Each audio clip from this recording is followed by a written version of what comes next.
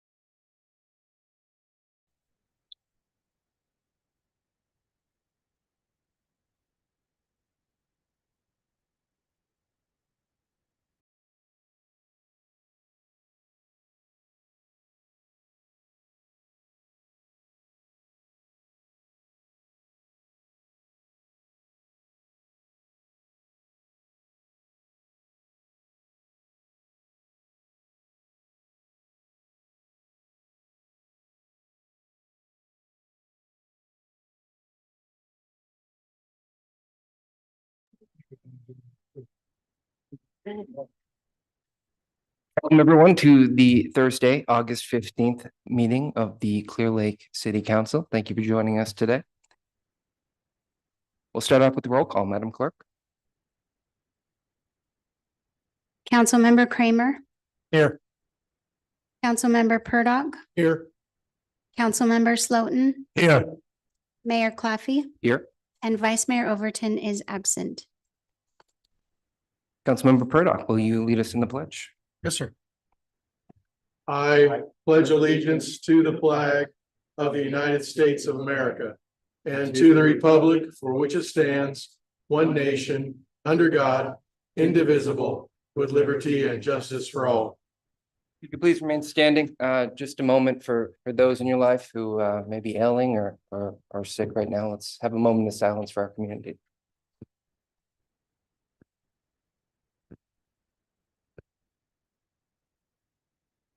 Thank you.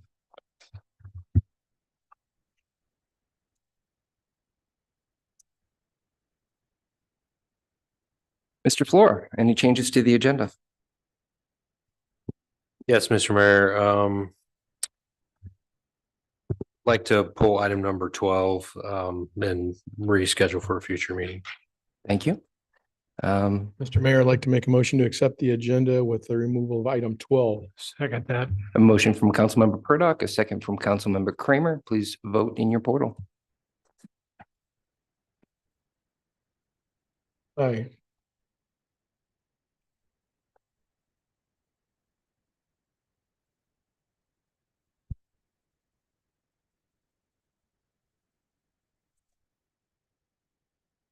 Motion passes with unanimous vote of the council. Thank you, Madam Clerk. On to item number 1, presentation of August's adoptable dogs.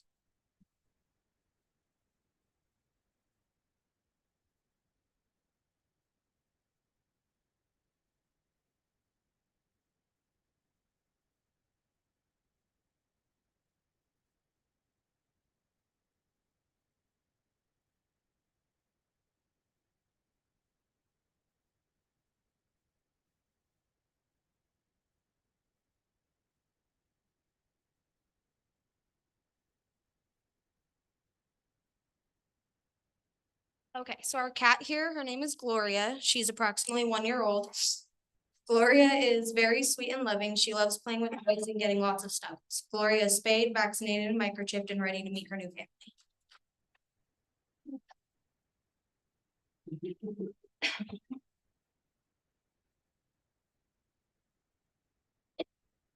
This is Hulk. He is one of the sweetest boys you'll ever meet. Hulk enjoys toys, playing with other dogs, and lots of love and attention.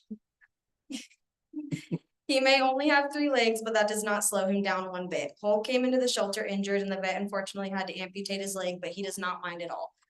The day after surgery, Hulk acted as if he has only had 3 legs his whole life. He looks at the glass half full, not half empty. Hulk brings all of the people around him so much happiness. Come down to our shelter, meet this handsome guy, you will not regret it. He's neutered, vaccinated, microchipped, and ready for his forever home. Thank you both so much. Thank you very much. Time to go. Lieutenant? The name Lucky was taken already. Oh, hold on, he found some friends.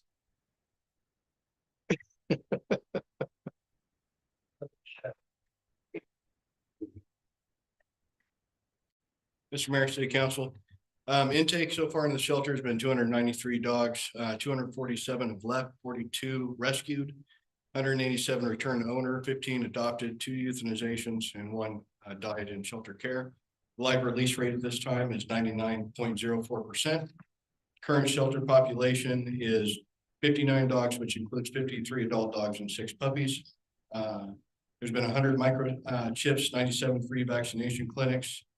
And part of it, the cat is North Bay Animal Services has began a new partnership with the SPCA. And when they have openings from cancellations during their spay and neuters, that they then contact North Bay to bring the animals up to fill those spots. It's good to have a new partnership with the SPCA. Thank you, Lieutenant. Oh, Lieutenant, is that an increase in dogs in the shelter from last month's report? Yes, they've had a couple incidents recently where they've had to, in the recent week, where they've had to take a few more animals in, and that's just, they haven't had time to go through the process to where they can either adopt them or return them to the owner. Thank you, sir. Thank you, Lieutenant. All right, moving on to item 2, presentation by Lake County Economic Development Corporation of the Lake County Comprehensive Economic Development Strategy. Executive Director Flora, welcome.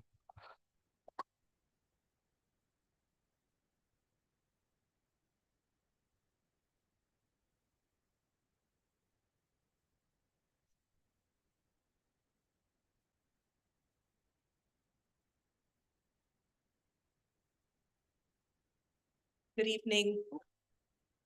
If I can get this to work. Oh, I don't, it's okay.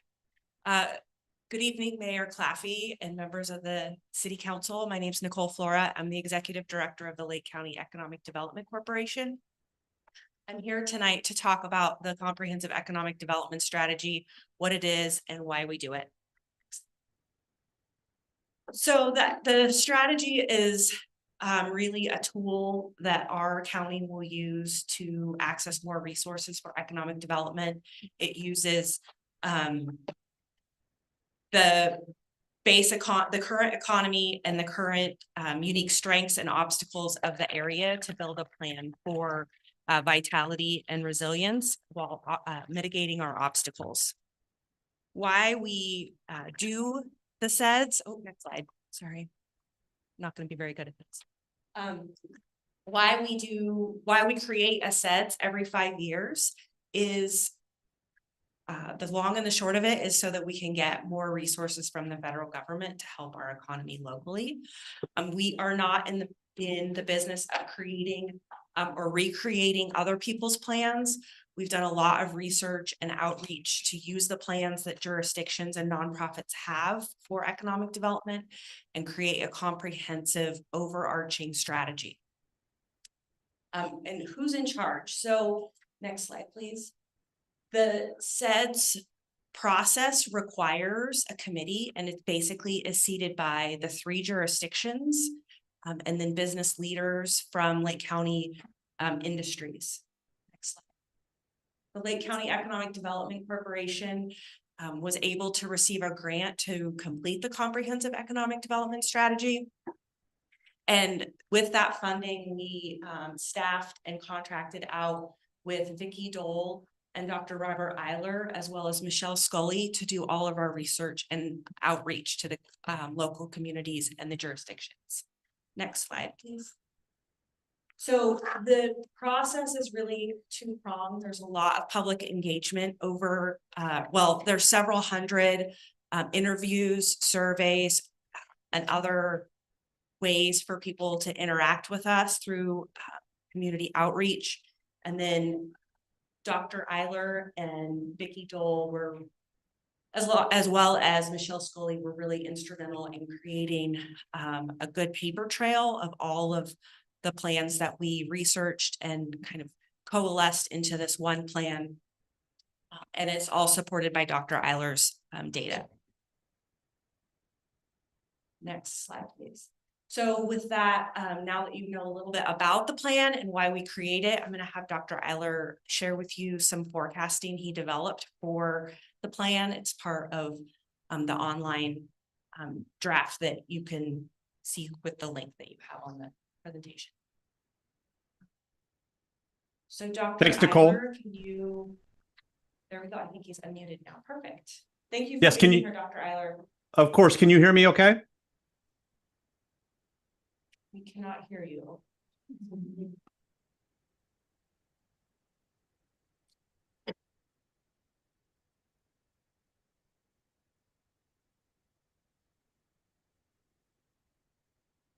Hello? Can you guys hear me now? We'll be right Nicole, are with you you, able to hear Doctor. me? We're trying to Oh. get this sorted out. Feel free to keep talking. Oh, So sure. we'll know when you come through. Very good. So can you hear me That's- now? City Clerk Swanson, they can hear him on Zoom, so there must Oh. be some issue on our end. No worries. So let me go ahead and move through this. Nicole, if Nicole's not able to hear me, unfortunately, you're going to see these slides later. But in terms of this first slide is the current forecast that comes out of the Philadelphia Federal Reserve. There's a survey of 40 forecasters, and all those folks do every day of their lives is basically forecast the American economy. And their forecast comes out on a quarterly basis. And I use this as sort of the basis for looking forward at the national level as context for what's going to happen in Lake County. So you can see here, there's two columns for each of the three major data points that I look at here. The first set of data, which is under real GDP with that percentage, is the percentage change in inflation adjusted income at the national level, looking forward all the way through the end of 2027. So the new column is just as of August 2024. And you can see the previous column is 2.5 versus 2.6 under the new. The previous column is just 1 quarter before that, or 3 months ago. So actually, these forecasters feel like that for this year, the forecast has actually gotten a little bit more optimistic. Next year, it's pretty much the same. 2026 has gotten a little bit more optimistic. And 2027, where the fog really starts to creep in, really is not much change either. But the bottom line is there's really no recession in this forecast at all, which is very positive given a lot of the uncertainty. But if you look at the unemployment rate is nudged up from the last or the previous quarter's forecast across all those years. So we're watching very closely, and we'll come back to this hopefully in just a minute when we look at the labor market, that we're seeing a little bit of softening in the warm labor markets we've had basically since 2021. And that's going to lead to a very slow rising unemployment rate over time. Part of that slow rise and why those unemployment rates are so low, because even at 4% and rising to like 4.1 or 4.3 is worse, but so small in terms of how much worse it is. And those numbers are still so robust, is because we've had this shift in labor force, or the number of people that are working and actively looking for work, and really shrunk the number of people that are looking for work versus demand. That unemployment rising a little bit is probably more because people are trickling in looking for work and are not quite being soaked up as fast, but not necessarily people losing their jobs. So the unemployment rate and that really slow walk up is not much to worry about. And this is why those forecasts just to the left under real GDP look really relatively optimistic. And then the core PCE inflation is the Federal Reserve's kind of favorite inflation rate. You can see that that's trickling down toward 2027, and they don't really go much further than 3 years anyway. we should be back to where the Federal Reserve wants us at 2% by 2026. But it is slowly moving down, and that's one of the concerns of what's going on with interest rates. Nicole, if you're able to hear me, please click forward.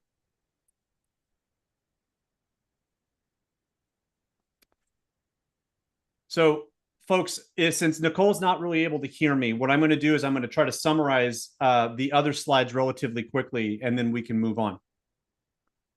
In terms of where we're going, there's a bunch of mixed signals out there in the news. So one of the things to be concerned about is whether or not we see interest rates come down and if equity markets remain relatively strong, even though we've had a lot of stomach aches the last few weeks. Some of that will depend on what happens globally with respect to conflict and ultimately things like the oil price and how that starts to transmit itself to customers or consumers being concerned about continuing to consume. And we might see more recessionary pressure over time because we cannot get rid of inflation. We start to see consumers really contract from the spending they've done because they're starting to lose savings and starting to increase how much credit they have. And that can lead to more credit delinquencies and people just not wanting to consume as much because they're concerned about the risk in that consumption. Can you hear me? Nicole, can you hear me now? I can hear you, yes. I think I'm just another person who's online with you. I can hear you talking, but I don't think they can hear you in the boardroom yet or the council chamber. I know. Okay. Thank you. So I'm texting with them to let them know. Okay. And it might just be you and me. I don't know how many people are on. It looks like there's only 8 people on. But bottom line is this, is that in terms of the national forecast, we have to see how the global economy continues to move forward. And if we have any flare-ups in the major conflict areas, and there's been a little bit more movement in the negative over the last few weeks. But the core economy here in the United States actually looks pretty good going at least toward the end of this year. The election and what we see in terms of Congress and presidency on the other side will help determine some of that. The jobs forecast for Lake County and regionally looks relatively positive, even though Lake County was one of the breakout counties coming out of the pandemic time in the North Bay. That growth of jobs has slowed down.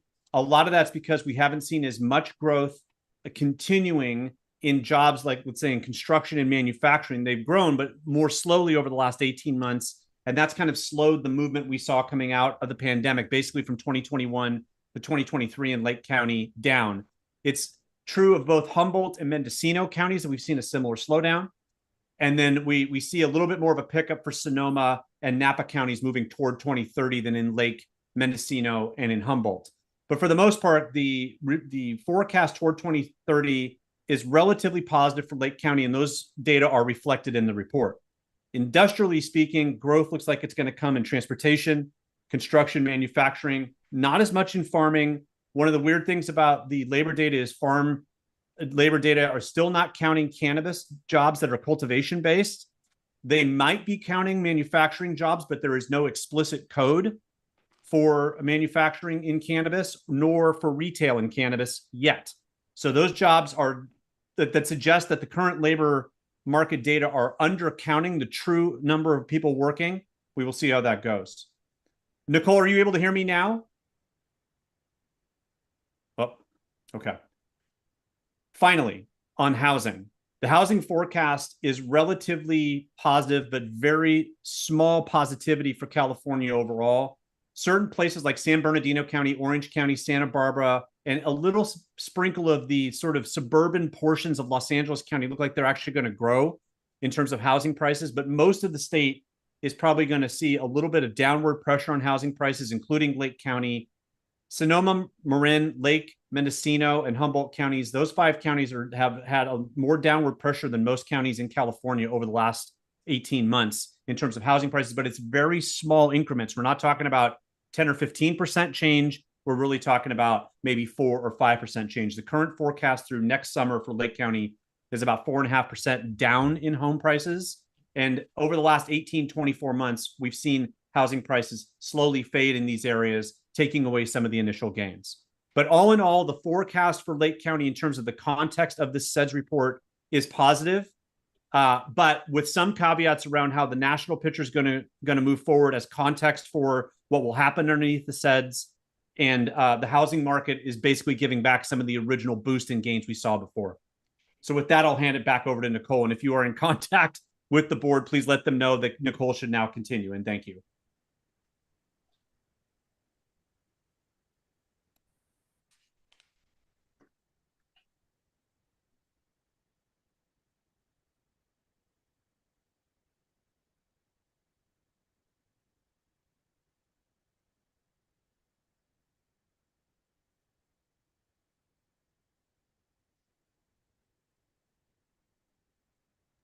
Nicole, if you can hear me, it's time to move forward. Thank you.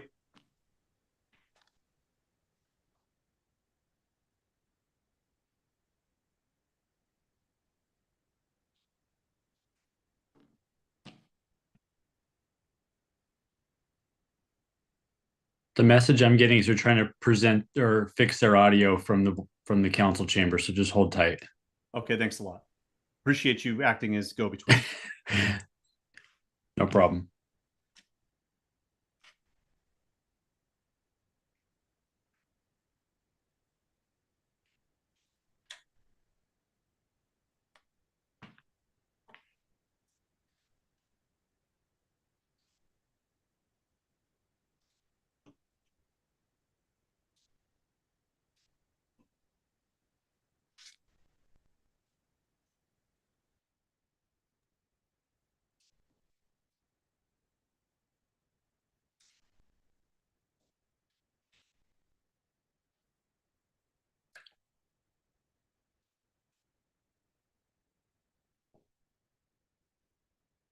Well, now the recording, I guess.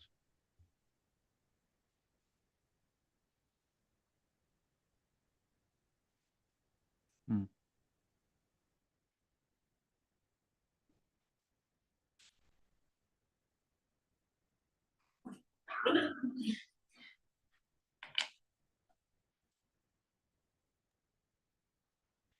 Are you able to hear them now? It looks like Nicole's talking, but I can't hear them.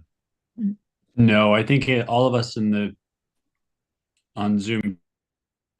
Oh, Yeah, I don't hear her talking, Rob. wow. I've tried texting both her and Alan, but I don't know that they've got their phones there and available, so. Okay. Thanks, Vicky. Yeah.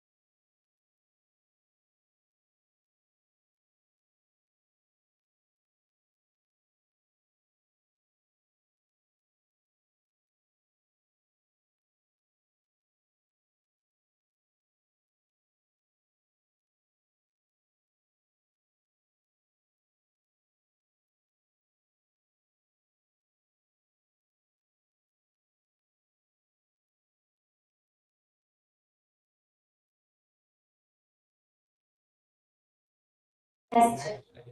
Test. Test. Yeah, we hear you. Okay, great. Thank you. We'll get started shortly.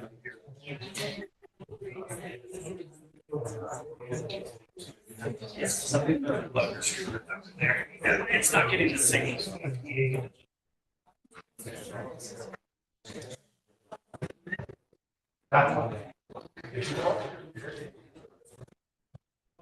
You start over?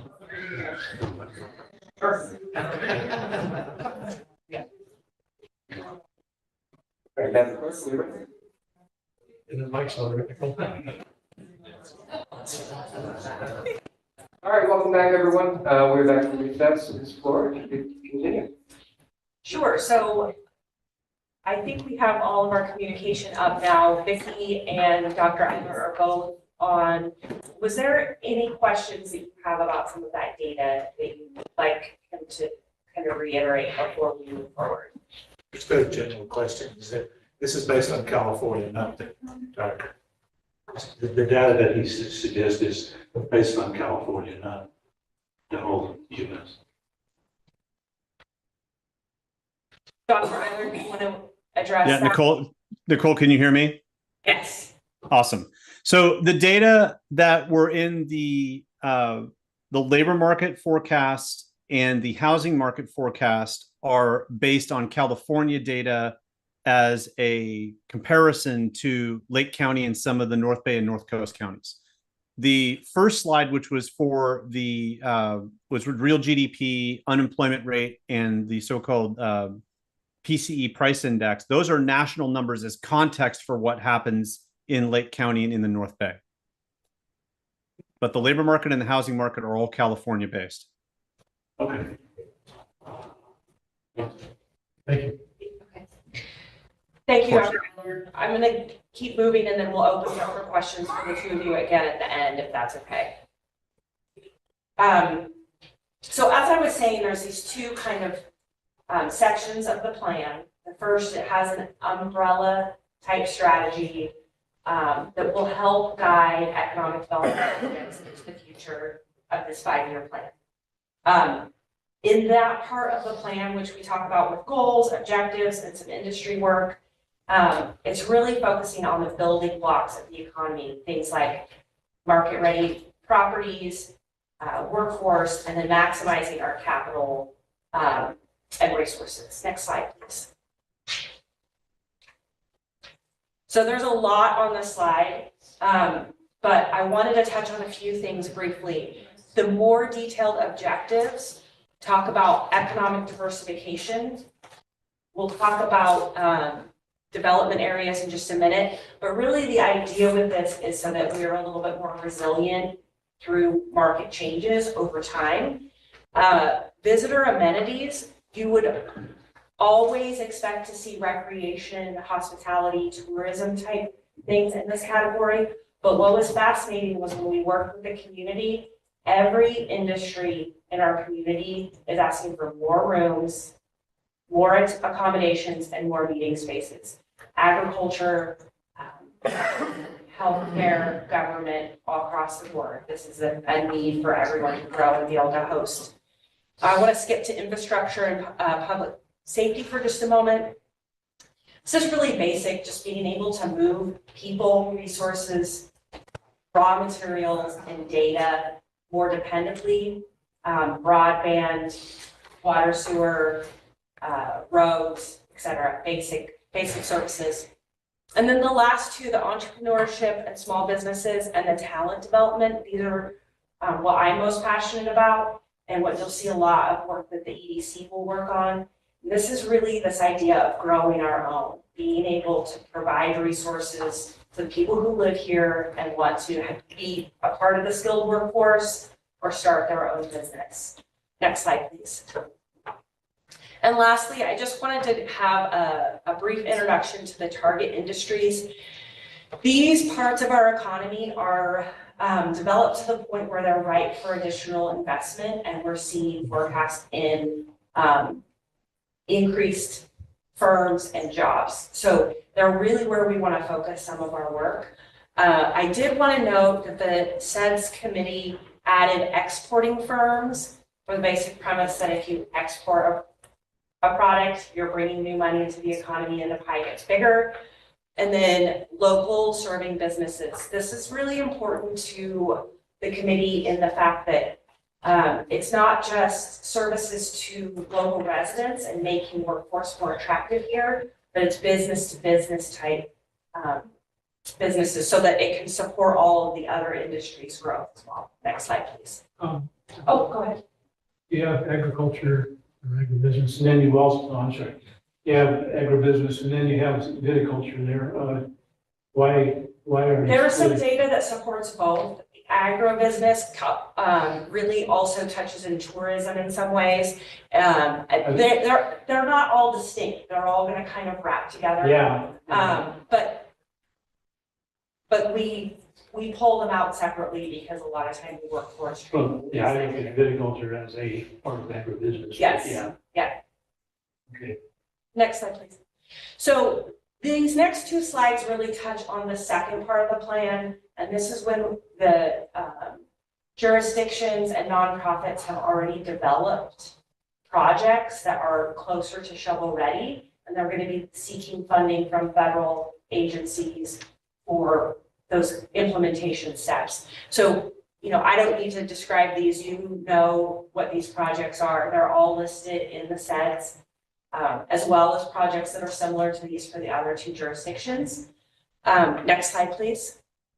And then I also wanted to point out that we had some pretty good interaction and collaboration with the local tribes, and two of the tribal projects that are listed in the SEDS are within the jurisdictional boundaries of the city, both with tribal health facilities and the Elam's tribe, the Elam tribes retail development here in Lakeshore.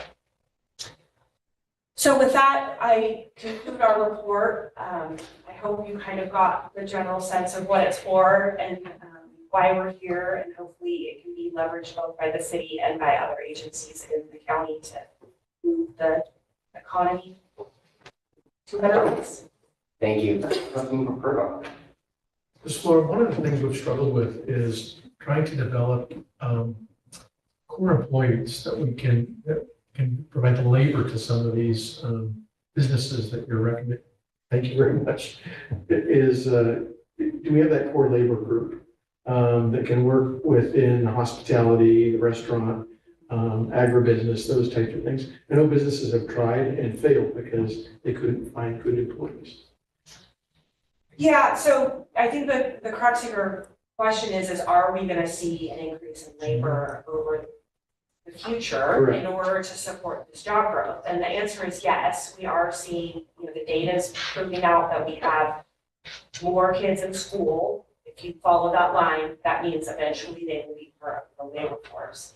It's the success of those individuals is going to be our work now to create collaborations to train them into the professions that they need to have a living wage.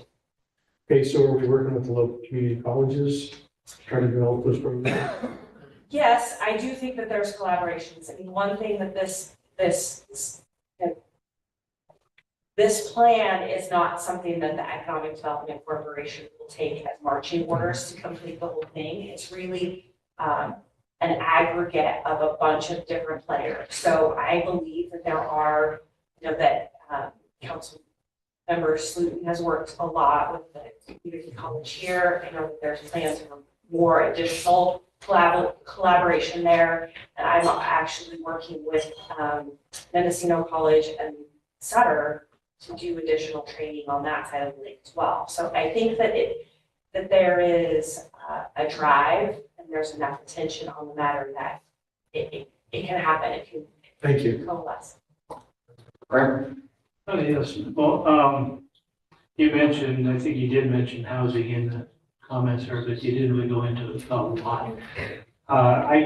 What is your feeling as to what or should they try to be looking to develop both housing, filling that need, and also creating jobs with the different developments that we're looking at, the airport, other industries on the resorts, more lodging, more restaurants. How does that fit in here? Which one do you think should one come before the other, or is there? I think there's efforts on both, on both topics. I know that the county is looking at a comprehensive plan that will include the city jurisdiction. And I've been part of the work groups for that to help educate them on the data that we have for the SEDS. I don't think that it's a either or. I think it has to gradually happen together at the same time. Otherwise, you're going to have less of one or the other. The infrastructure should be similar for both then we need to promote both. Yeah. Roads. I think we have to be working on all of it. Okay, thank you. Councilmember Seaton. And several years ago, Dr. Isles gave a presentation, and one thing he did mention that's still kind of stuck in my head is the airport, county airport. Is there any movement from the county to actually start doing an updated plan, overall plan on that, acquire some additional properties there too? Because it's an underused facility, in my opinion. And it could be a big economic engine, like I've seen in other places. Vicki, can you hear me, Vicki? Do you have any updates from your work with the county on the airport property? I didn't hear the question. It was kind of cutting out a lot. Update on the airport property? Yeah, I think Dirk is referring to the county's airport, not the airport development in the city, but rather the one that you would have talked to Ben about. Okay, I haven't gotten any additional information since we developed this draft, but we certainly have time to add to it before we submit it. Yeah, I haven't been a part. There was a work group that was put together on the airport several years ago, and I believe that it kind of dissolved at one point. Yes. And I don't know that it's been picked up again. It is a question that I can ask Ben from the county, but it wasn't anything that they brought to us. Because it was specifically mentioned by Dr. Isles several years ago that it could be an economic engine for the county. Yeah, And, I think I know a little bit about it. We can talk about it offline. okay, Yeah, but I'll ask the county as well. thanks. Excellent. Ms. Flora, thank you so much for coming out and this great presentation. Thank you, Dr. Eiler and Vicki. I appreciate you being here. Thank you, Council Mayor and Nicole. Appreciate it. Thank you. Thank you. All right, moving on to item 3, presentation by the Lower Lake High School Future Farmers of America. So come on up.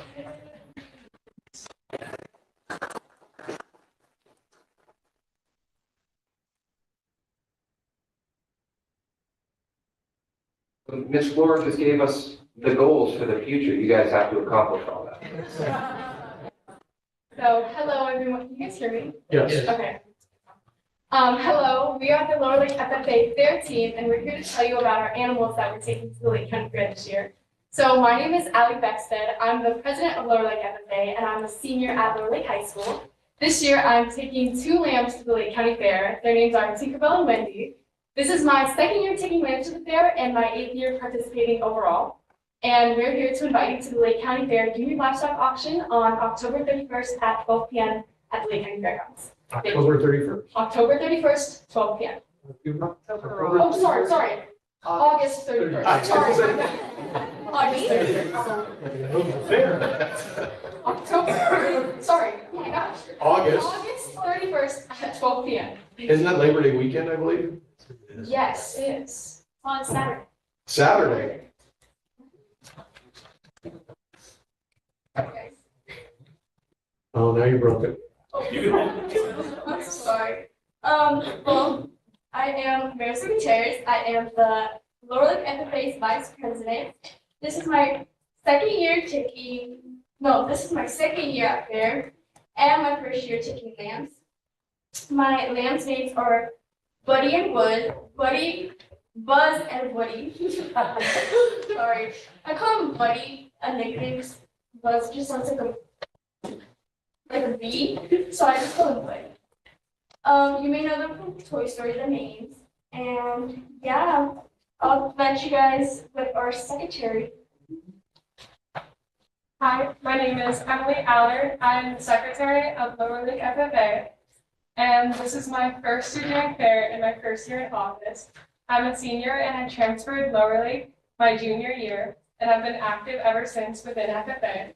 I'm taking a Bora goat, piece of weather, and a turkey. My goat is named Ivy and my turkey is named Willow. Hi guys. Hi, my name is Cheyenne Smith. I am the treasurer of Lower Lake FFA. This is my second year taking market steers to the Lake County Fair, but this is my first year taking white broad-breasted turkeys to the Lake County Fair. My steer is a Hereford Angus cross, and his name is Coulter, and I have 2 turkeys. My Tom's name is Merle, and my hen's name is Betsy. This is my 3rd year, I believe, being an active member of Lower Lake FFA, and this is my 2nd year being in office. Thank you.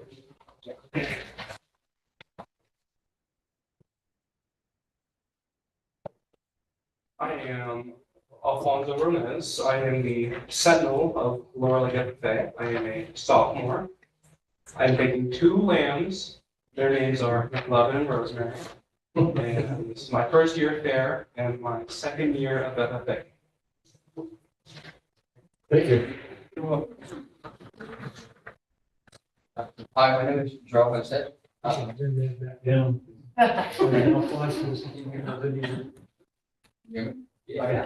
My name is Joel Vincent. I'm a member of FFA. This is my 2nd year, and this is my first year selling at fair. I'm bringing 2 white broad-breasted turkeys. I think the name of Touretta and Turkington. Thank you. Hello, my name is Nicholas Williams. I am a sophomore at Lower Lake High. This is my 2nd year being an active member in FFA. This is my first year doing fair. I am taking a turkey, white broad breast. Her name is Tom. His name is Cheryl, and I'm taking 2 meat birds, chickens, named Fortune Spoon. So that's our fair team. We're very excited. We're very excited to go to the fair. We've been working very hard all summer. Most of us got our animals in either April or May, with the exception of Cheyenne. When did you get your steer? March? Maybe? She got her steer in March, so she's had her steer for a very long time. So we're very proud of her. We're very excited to go to the fair. Do you guys have any questions for us? So if someone were to go to this auction for the first time, what's the experience like?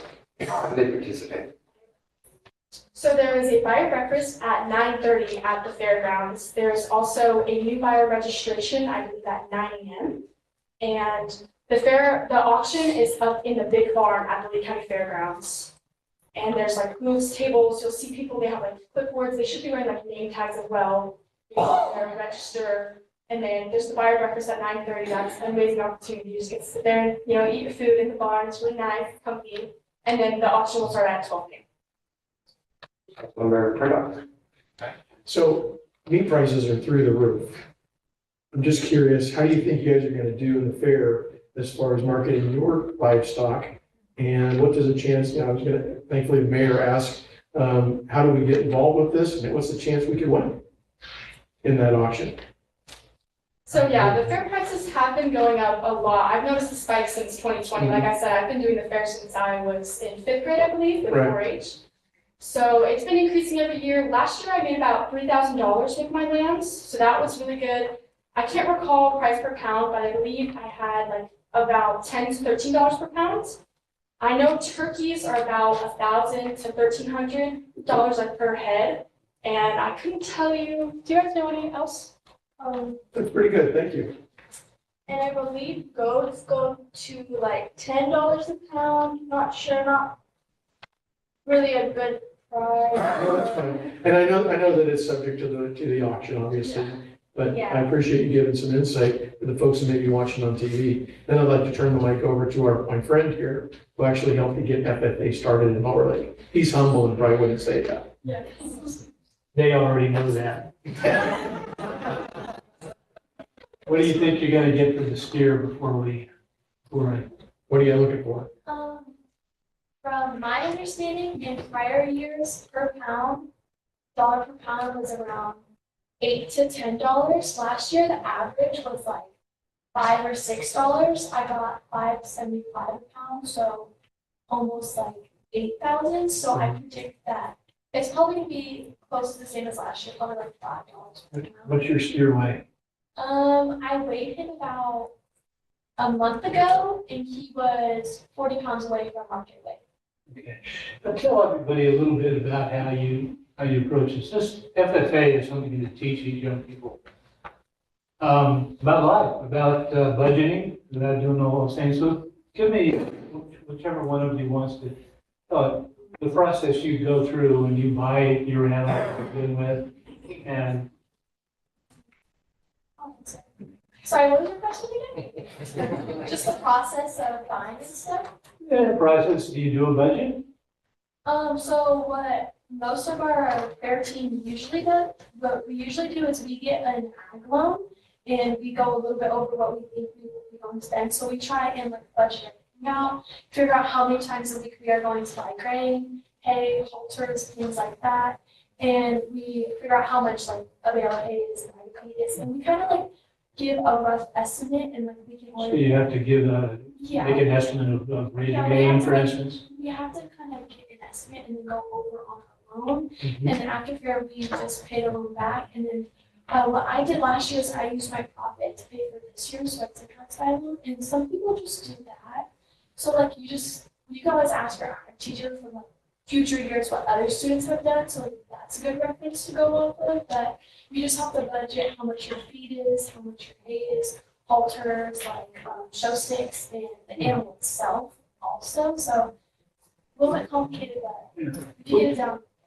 Our city manager is an old FFA person, still has your jacket somewhere, didn't you? Does that sound about like what you did when you were in FFA in Indiana? Yes, I'm, love the program, proud of former FFA president back in 1996 in Indiana. And also received my National Star Farmer Award, so love what you guys are doing. What did you name your animals? Because that seems important. Can't name the animals. I eat them. No, Great name.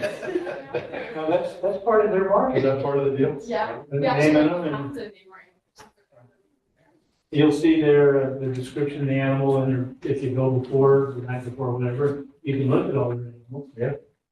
And they're got their name, has a little description of what you've done, what you are, who you are, and your goals. So, and by the way, if anybody's interested, Lower Lake Community Action Group, Mike Salter, we've got proxies. So if you want to join in and maybe join with your buddy, put some money up and give that to Mike, he'll do your bidding for you. We're of course partial to Lower Lake FFA, but there's a lot of other 4-H and FFA chapters from around the county there as well. So it's a great thing to support. And I hope that we will see, everybody in this room is there. It's something that we should support. These young people are training for life. I'm really proud of them. They help us at all our dinners at Lower Lake Community Action Group. Plus, we went to Calusa to a farm show together last year. They do a lot of competitions, speaking competitions. You have one coming up in December. It really teaches them about life and how to communicate well, and it does a terrific job. Like I said, it's 8 or 10 years since the program has been started, and seen it improve every year. We've got how many young people do you have in your program now? So it's kind of hard to estimate right now because the school year just started.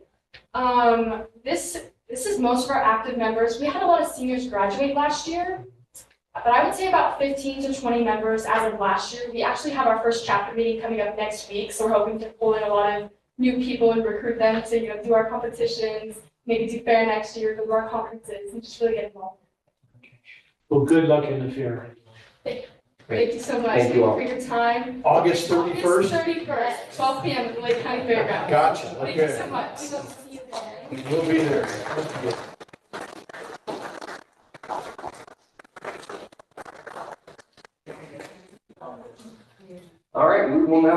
to item F, public comment. This is the time for any member of the public to address the city council on any matter that's not on the agenda that is within the subject matter jurisdiction of the city.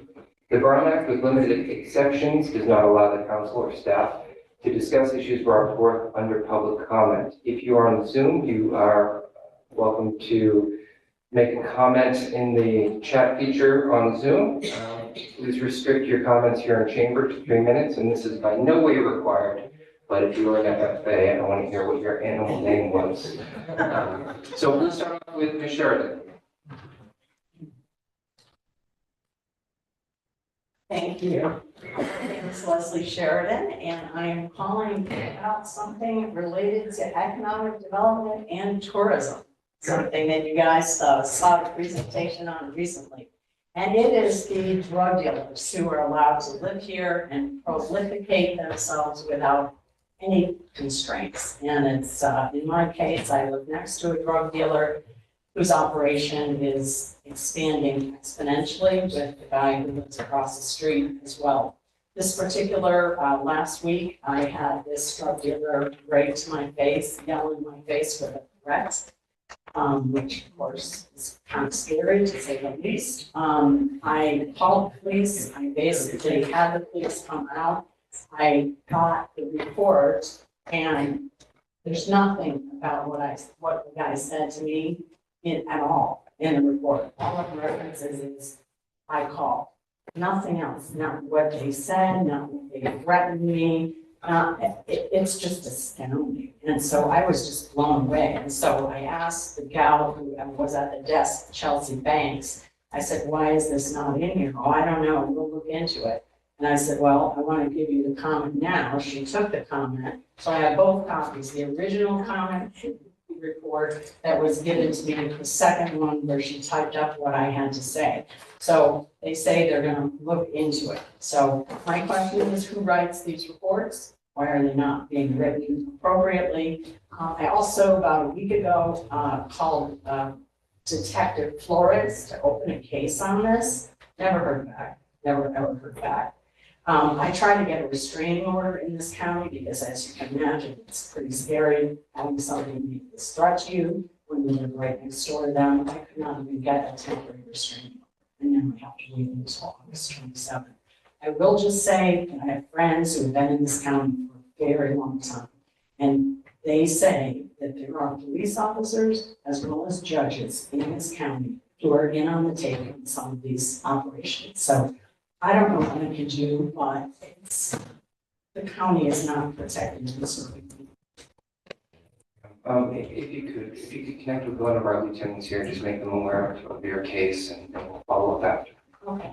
Thank you. Sir, I don't have your slip yet, but I saw you put one in, so why don't you come up and introduce yourself and come in next year. Okay, sorry, I didn't know who to take it. Yes. I'm Harvey Bateman, and I want to commend the city and stuff and what they have accomplished. But I feel there's a couple areas that we have slid backwards on. And one of them is code enforcement. I know they've got their hands full, but I have a neighbor that I've been dealing with for years and has been turned into code enforcement several times. And the city actually put our place in. So I'm trying to protect the city's investment as well as ours. And but if we have a fire, that whole block is going to go up because of the garbage and stuff in the neighbors' houses, yards, and junk cars that are torn apart. No license. Some of them have been registered and stuff since 2019. And she has the address and everything. And I invite every one of the council out. I know you can't do it all at once. So, but you're welcome to come out. I'd love to show you our place, number one, and show you what we're dealing with. So maybe we can let everybody get together and work on it, because it is getting worse. And another stuff we have slid back on animal control. I know their books all it and everything, but we had a neighbor that tried for 5 months to get animal control to come out and help on dogs because her mother had died. She was there taking care of the estate, and there was 2 dogs. And they didn't come out. They finally had to load them up in 2 cars and take them all the way to Washington. Which, you know, that 5 months dealing with that, I don't think is quite right. You have to do that. But, you know, there are other things, but I know I'm limited to 3 minutes. I do want to thank the police department and everything. You know, you've done an excellent job. So, and I know your hands are short and tied a lot too. But like you said, I would love to have each and every one of you out so you can see what we're dealing with and if something works. Thank you, sir. And you said your address and your contact information are on this. Yes. Thank you. Greatly appreciate it. Thank you, Mr. Bateman. Thank you. All right. Any other comments here in the chamber? Yes.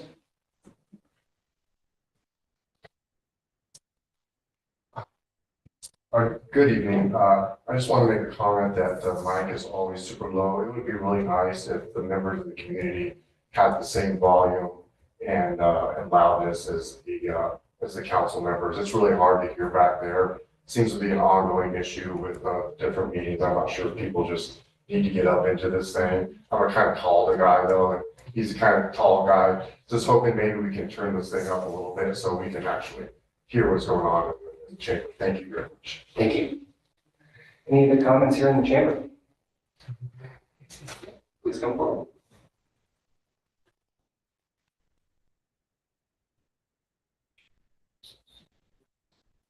Hi, good evening. Margaret Garcia, can you hear me?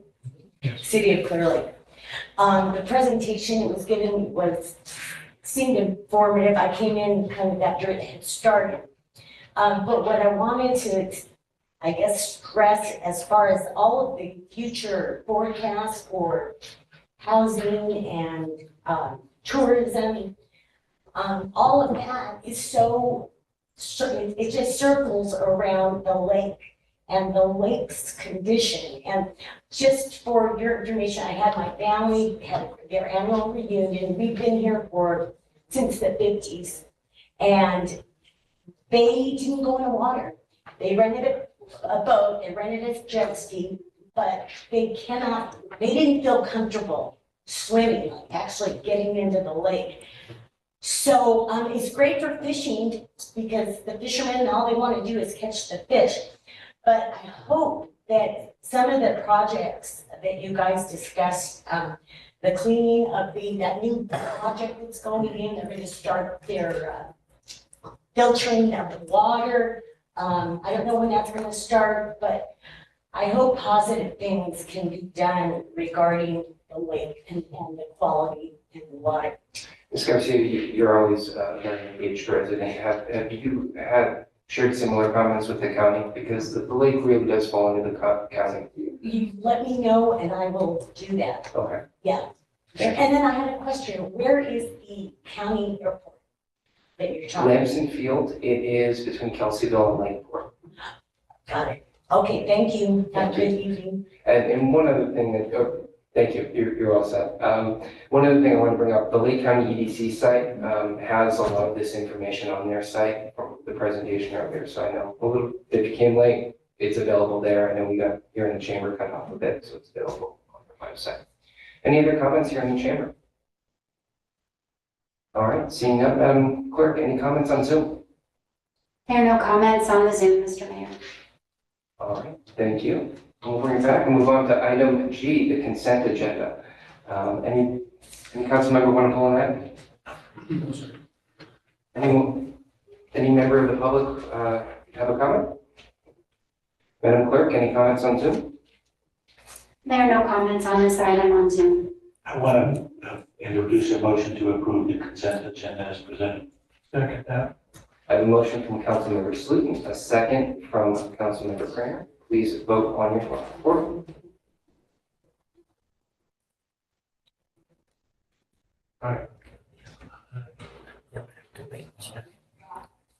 Motion passes with unanimous vote of the council. Thank you. Moving on to item 11, a presentation and discussion of a case study of water district consolidation in the Ukiah Valley. Mr. Flora.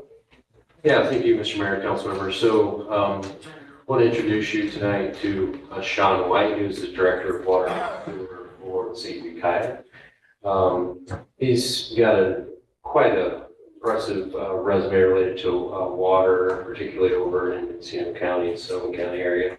What he's here to talk about is they've been on quite a path to consolidate some of the water districts in Ukiah Valley, and recently created a joint powers authority between the city and 2 other districts. And so we asked Mr. White to come when the water committee was at the Conte Water District Board meeting several weeks ago, and so he kind of gave an overview of what was happening there, and just a lot of great efforts that they've been undertaking there, and we thought it would be beneficial for the council to kind of hear some of that experience as well. So with that, I'll turn it over to Mr. White. Welcome, Mr. White. Thank you for having me. My name is Sean White. I am Director of Water Resources for the City of Ukiah. I oversee our water, wastewater, and recycled water utility. So just a quick introduction. Ukiah obviously is the county seat in Mendocino County. It's an old town. We have been operating a water utility in some form or fashion since the late 1870s. But like lots of small rural cities in California, Northern California in particular, are actually incorporated area that is the full service city. It's quite small. And what were once disconnected surrounding areas that have now become coterminous with the city are served largely by special districts. We have a number of special districts to the north, south, and east of Ukiah, including Willow County Water District to the south, Millview to the north, Calpella north of that, Redwood Valley north of that, and then Rogina, which is a private mutual to the east, and Millview is also to the east of us. And really, those were all set up at some point to serve neighborhoods and developments that were outside the city and didn't have any alternative. And as the years went on, you saw a very similar dynamic that you see in other places where lots of infighting, lots of lawsuits, lots of disagreement, and really in the rearview mirror to the detriment of all of our entities. And many, many years ago, when I had long hair, even longer than Mr. Ford, I worked for Sonoma Water.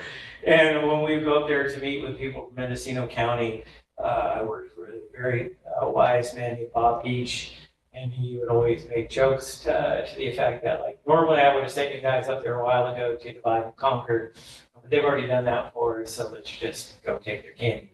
And to be fair, that is what has happened to Mendocino County over the years. We've just never looked down the road. We've never had the big picture. It's always been squabbling amongst neighbors.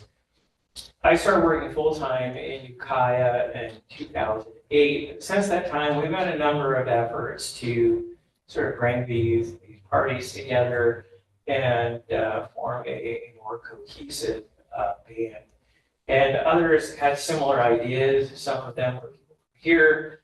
Bill Kohler, who was from Lake County, started the Upper Rush River Water Agency back in 2014.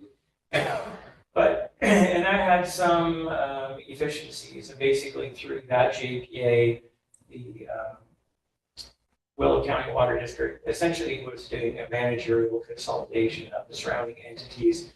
But all of those entities preserved all of their boards and all of the things that still went with being standalone special districts, which still led to infighting, even though they're all being run by the same place. And we also just had very, sort of ground level governance issues with getting even people to serve, for people to serve that really have the background to serve.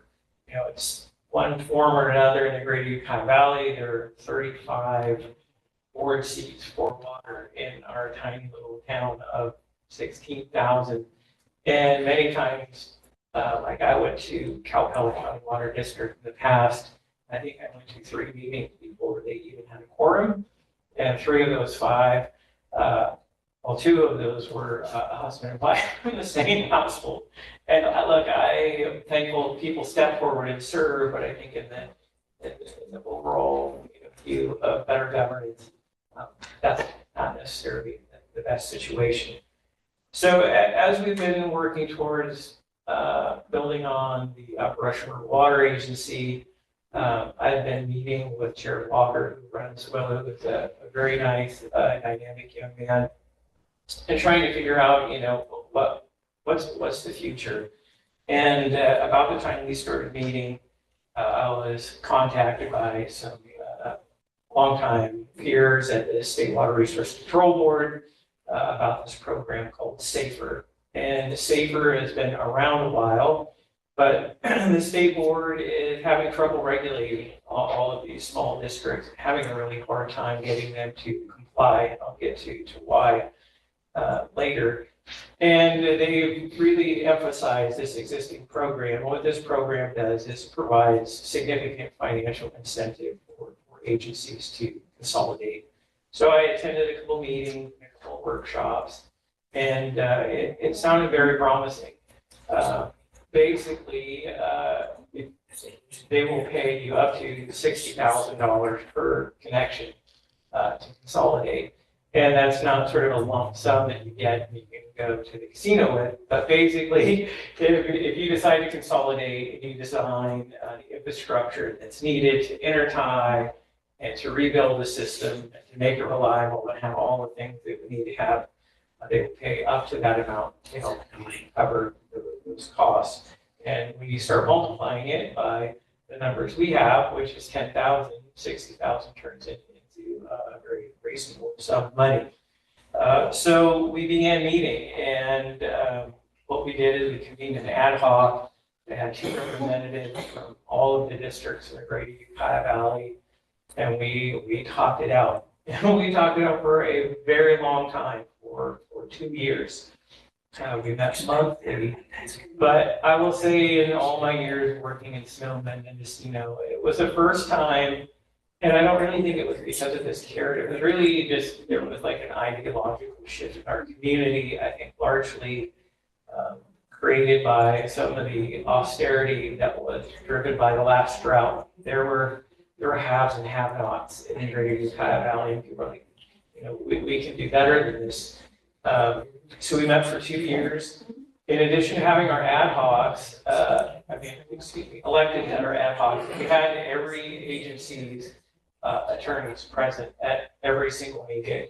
Because what we really didn't want to do was have a conversation with elected and then go back and have a conversation with their attorney and then just create these circles of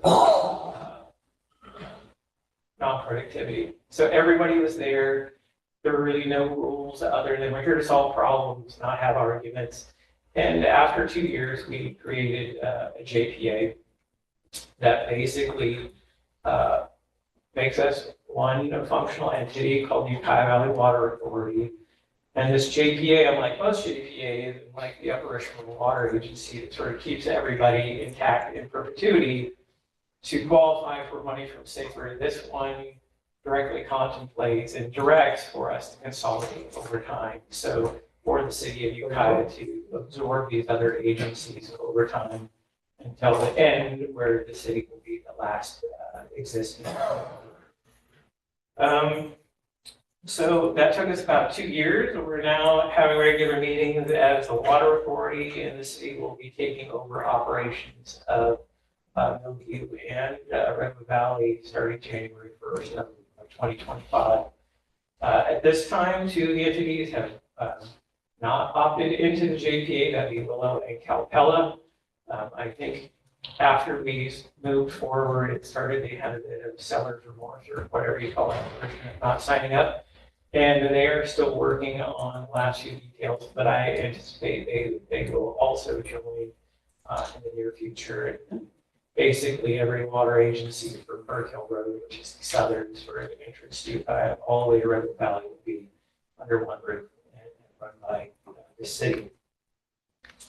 So altogether, that occurs about 10,000 connections. The city of Ukiah has 5,000. Willow, Millview, and Redwood are all on the 1,400 to 1,900 connections. And then Calpella is a little mighty mouse up to 18. But they've been instrumental in keeping us on track. So really, why are we doing this? What are the benefits to all of it? And for us, it's one to have one unified vision in the greater Ukiah Valley. So we're all moving the same direction instead of poking each other in the eye. But also it's to achieve a level of scalability that allows us to do the things that we've needed to do for a long time. Have our own engineers, have our own planners, have a water rights attorney, have compliance staff, basically everything you need to do or have to be really a sustainable agency in California. The level of regulation and everything that's landing in this state in relation to water is very difficult, if not impossible, for small entities like Calpella to comply with. They just don't have the people, they don't have the rate base, they don't have the mechanics, they don't have any of it. And for us to all pull together is just a much bigger, much more scalable, sustainable utility in the long run. One of the things that people have asked us is, why is the city doing this? Because in the end of the day, during the last drought, the city was just fine. We have really, really old senior rights. We have amazing groundwater facilities. We have recycled water. And even during the worst of the drought, we had no conservation requirements inside the city. And we had no trouble making ends meet. We even exported water to the city of Fort Bragg when they ran out. But the reason we're doing it is all these people surrounding us did not have that situation. And at the end of the day, there are neighbors there who you see when you go to a soccer game to see your kids or your grandkids or whatever, and they all shop in the city of Ukiah. And at the end of the day, all of their various constraints, some have had moratoriums off and on. Redwood Valley's had a moratorium since the late 80s. Has really become sort of a financial limiting factor for our region. And it's really in all of our best interests to just sort of create one durable, sustainable, capable water utility that will become sort of the underpinning of our whole region. So that's what we're doing. We have applied for our safer planning right now. That is done. And we meet regularly. And I think with that, if you have any questions, I'm happy to stay in here and field them.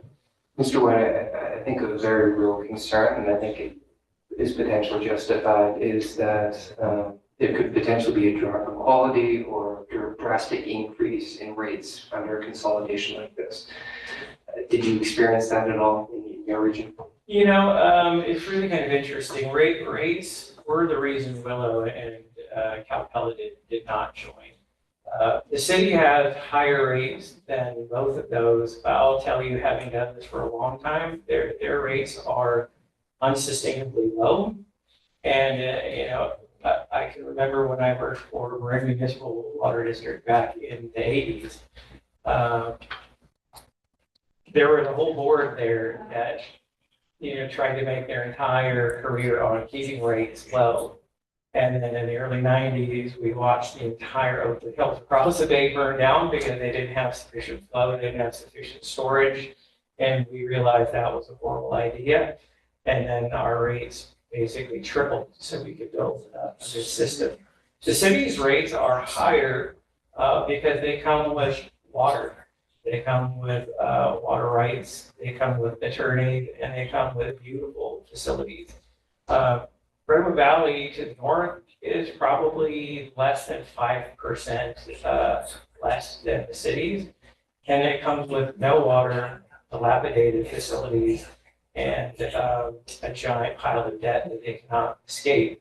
So the rates are part of it, but what you get for your money is also part of it. I'd much rather have an expensive car that was beautiful and worked well than an expensive car that never ran and didn't look good.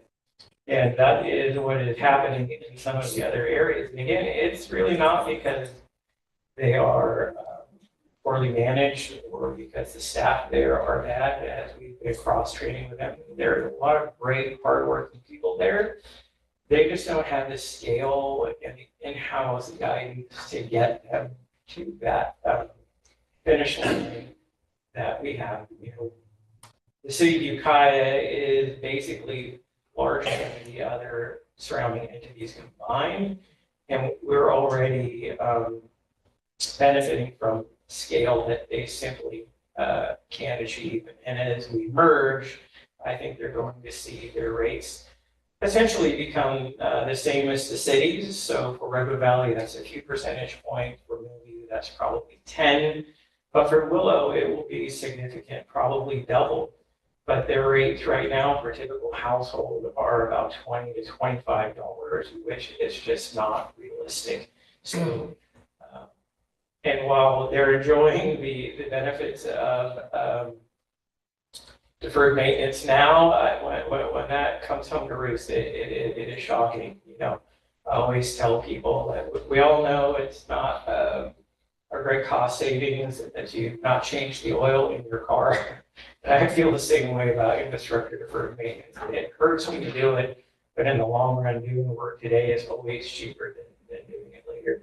So there will be some rate increases for some of the ones that have, like I said, very, very low rates.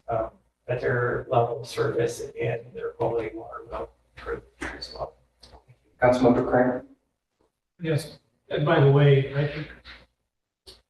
think your hairstyle looked just fine. Anyhow. Thank you.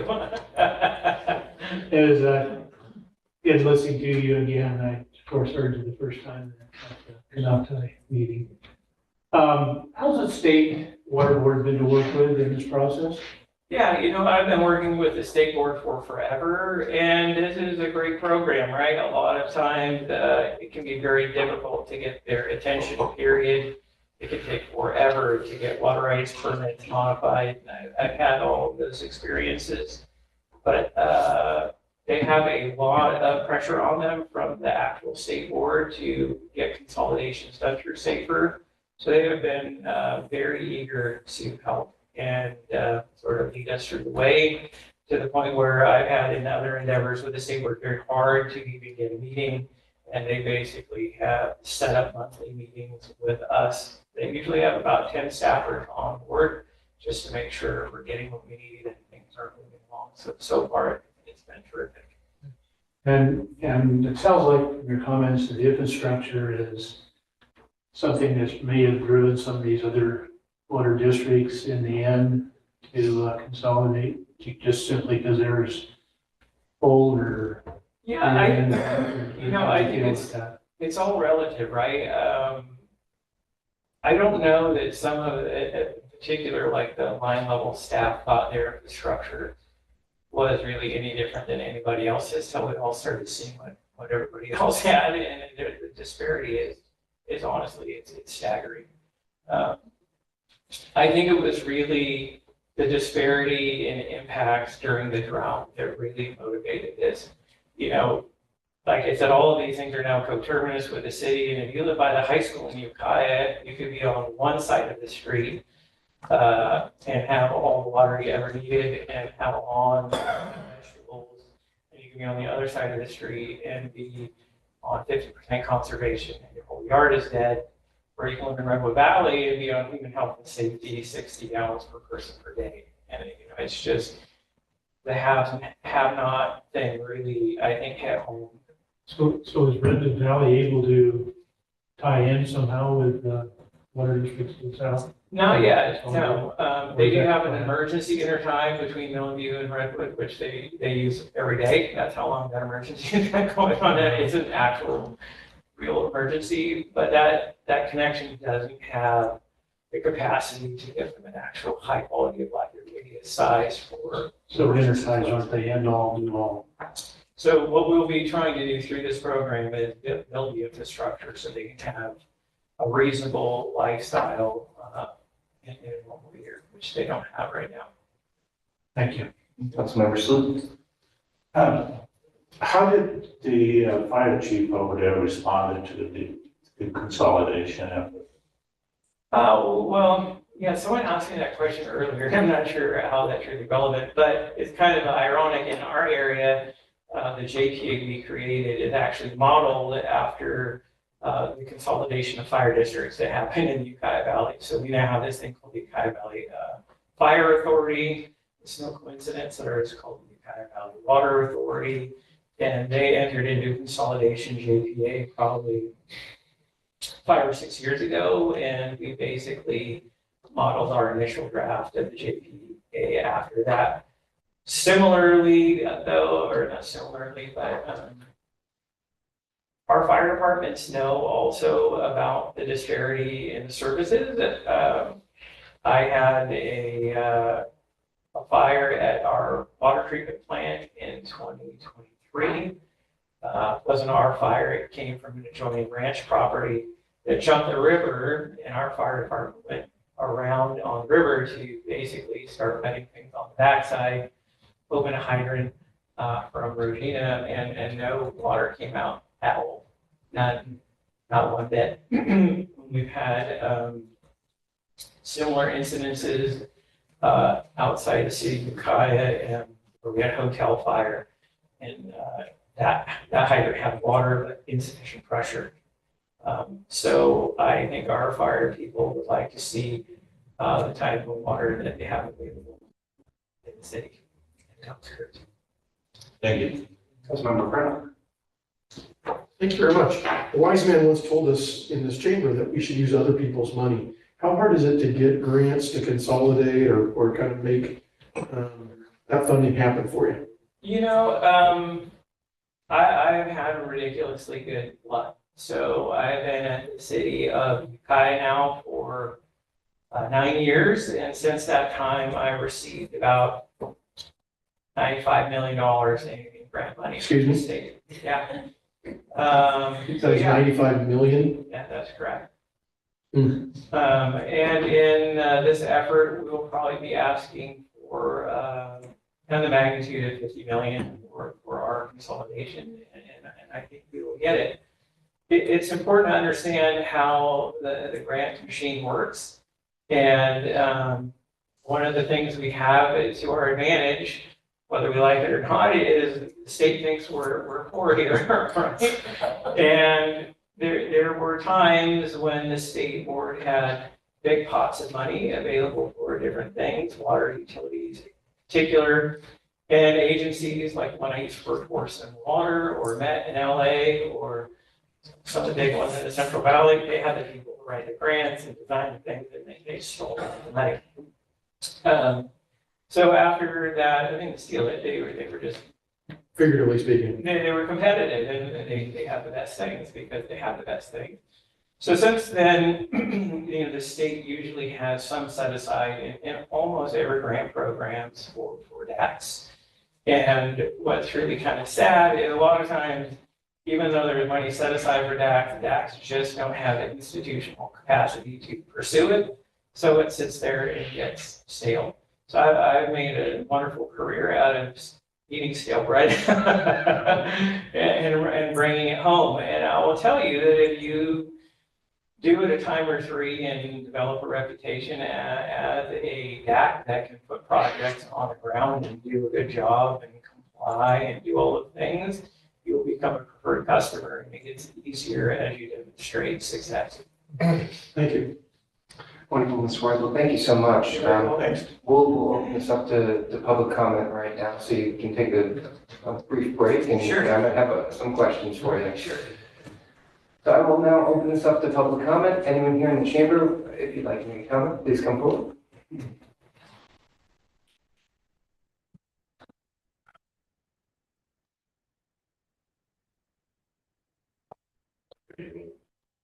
So my name is Frank Foster. I'm the general manager of the Collector County Water District. Good evening, everybody. It's good to see you guys again. I want to congratulate Sean for the wonderful job he's done in Ukiah. And I think what they're doing in Ukiah is a good thing. I just want to point out a couple differences between what they're doing in Ukiah and the city of Clear Lake's approach to consolidating water companies. The city of Ukiah had actually done outreach and has tried to collaborate with the other water districts in a more positive manner, instead of basically saying there will be only one district. So I think their approach was a little bit more open and there was more dialogue going and maybe less hurt feelings. And so I just want to point out some of the differences between the approach of Ukiah.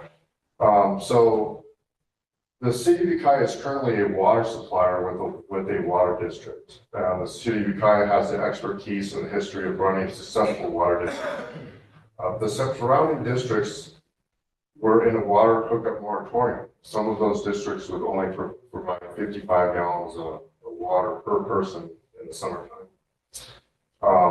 Sean was talking about how the JPA could get grant money for system improvements. One of the reasons why they can apply for grant money is they have districts with serious deficiencies.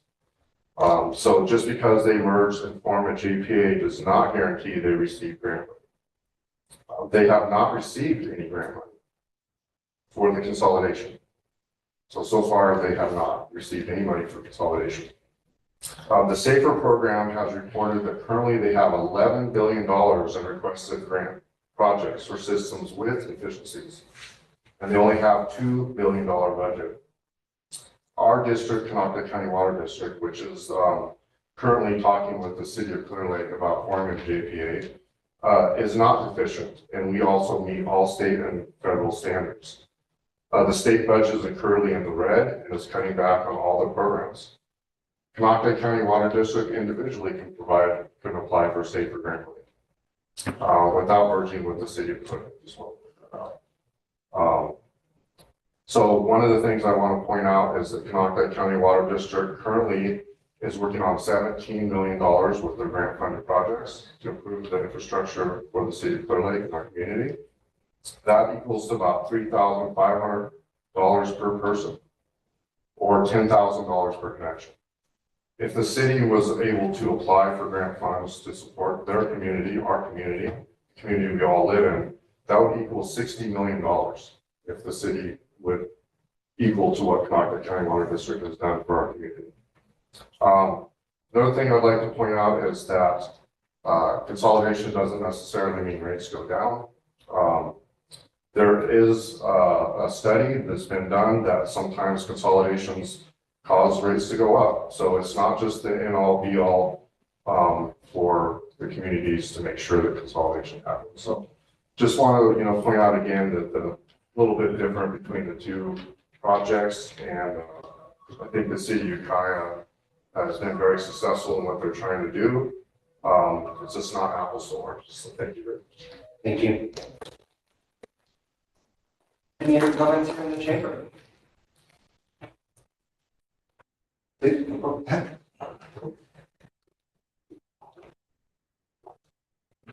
Thank you for the opportunity, Rob Roscoe. I've been working with your city manager on some water issues in the city.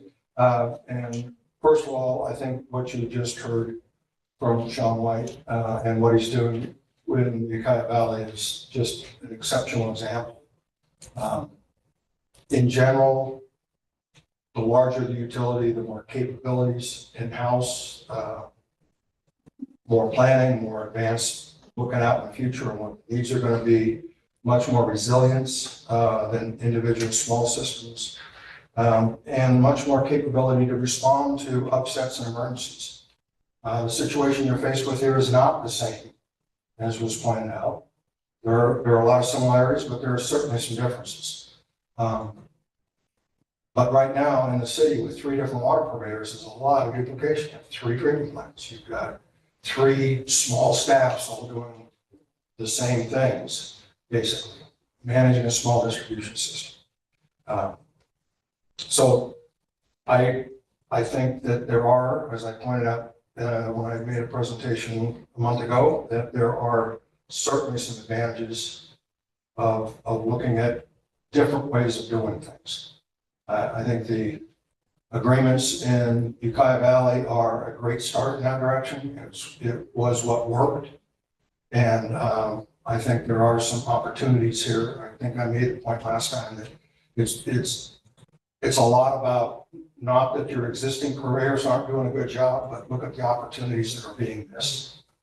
If it was done differently, in my opinion, it could be a better situation. A larger utility has more capabilities, more resilience, less opportunities for upsets and failures. Nothing against the professionalism of the organizations serving water in the city right now. And I think I made that point before. I just think a lot of it is the opportunities that are presently missed with having three small entities all trying to operate a treatment plant, all independent distribution systems. There are a couple interties. Fire flow issues remain a problem. In my opinion, the system is getting older and older, and I don't see the replacement projects happening. I think Canocti has been very successful with some grant money that was just pointed out, and I pointed that out in my presentation as well. The investor-owned utility serving a piece of the city will not be applying for grants. They have shareholder money, buy stock in them, giving money to the corporation, and that's how they spend their money. They earn a rate of return on that investment. Public agencies and the mutual have a no profit. We're you know, if we end the books at the end of the season with more money than we started, that stays with the system. And that's not the same with an investment. Money is distributed to shareholders. So I just think I really am impressed with what's going on in Ukiah Valley. I think it's the right direction to go. And I think in the city of Clear Lake, you guys have some opportunities, and I think they are worth looking at. Thank you. Thank you very much. Anyone else here in the chamber would like to make a comment, please come forward. I just had one question. He didn't say how much. I need you to introduce yourself. I don't want to.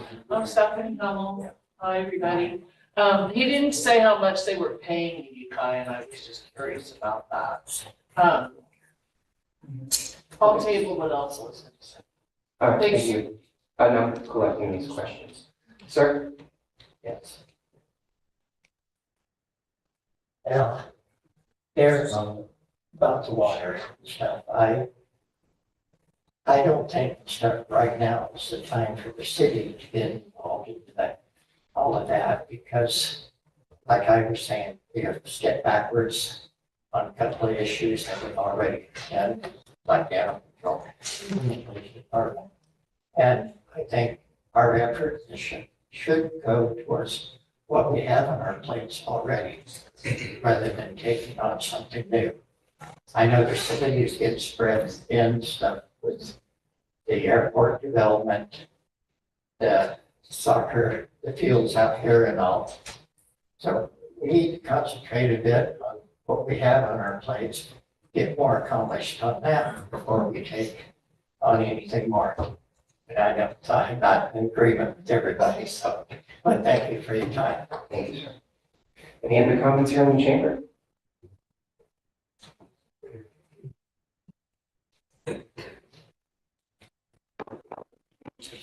I'm having a real hard time hearing back there, so I don't know, can you hear me in the back? Yep. Good, okay, good. I just wanted to comment on the consolidation. I've been in on a lot of the meetings about the water. And the consolidation, as far as grant money, as far as the development that you foresee for Clear Lake, I think it sounds to me like it would be possibly a good idea to consolidate. Then you have the means for larger development. You have the means for getting areas that you see that are going to grow. You get them ready for, you know, get the water supply there. It seems like they'd have a lot more opportunity for a more organized move forward. And so that's my opinion. Thank you. Any other comments here in the chamber?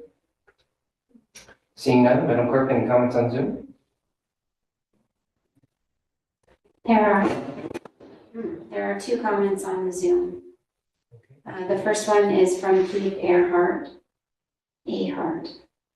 If the city of Ukiah was not already in the water business, would the current JPA gone the same way?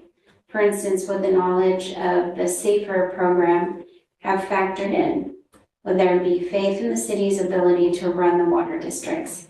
If the city of Ukiah had not been in the water business already, would the consolidating water utilities be so willing to join the JPA with the city? And then we have another comment from Mark Ilya, who asks why customers' rate went up even though there were such grant funding. Clerk, Ms. Roy, if you please come forward. I think we have a couple of questions for you. So let's go backwards here.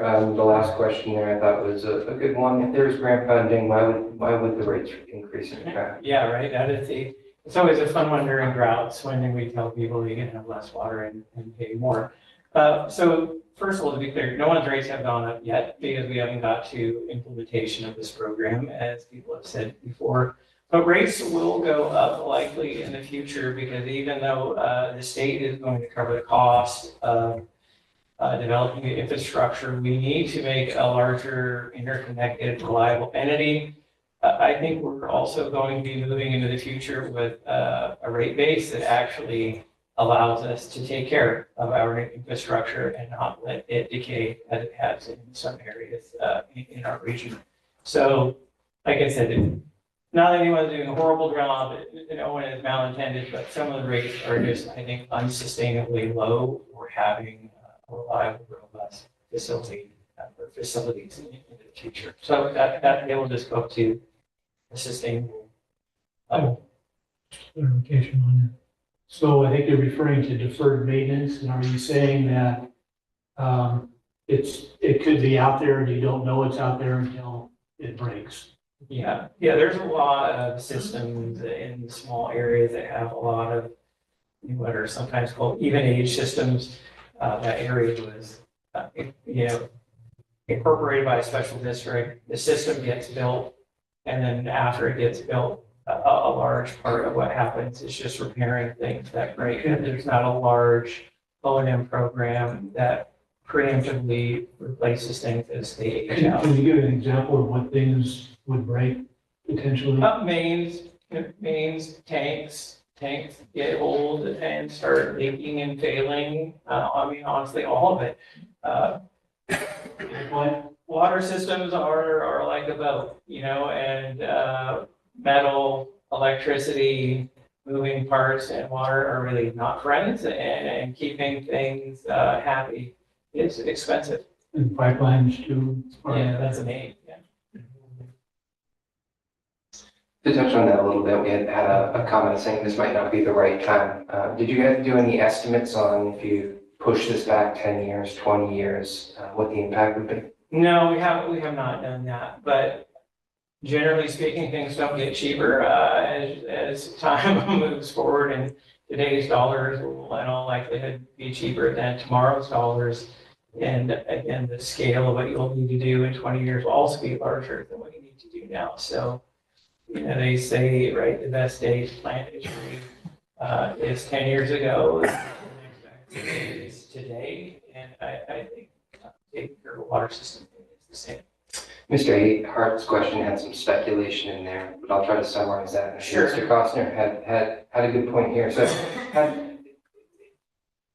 Ukiah's position as already having water service, did you feel like that strengthened the conversations that you had with? I mean, sure, right? It's easy to fall in behind someone that's doing well already. I don't know how that would have gone, and I couldn't say. But even without our water utility, the city also operates an electric utility and provides electricity to the incorporated area. It's about 30%, 40% cheaper than PG&E. So we have a record of doing good with utility work. But I really, I couldn't tell you. That's just, I don't know. That's fair. And then your approach when you first started the JPA, was it contentious early on? You know, I don't think it was. And I want to tell you, 10 years ago, it would have been really contentious. But for whatever reason, like I said, the drought was fresh in everyone's minds. And our town is no different than any other town. And in the past, there were a couple of big personalities that really wanted to keep, you know, their sandbox. And that's what really led to a lot of litigation and protests and other things that have sort of stymied water progress in Ukiah in the past.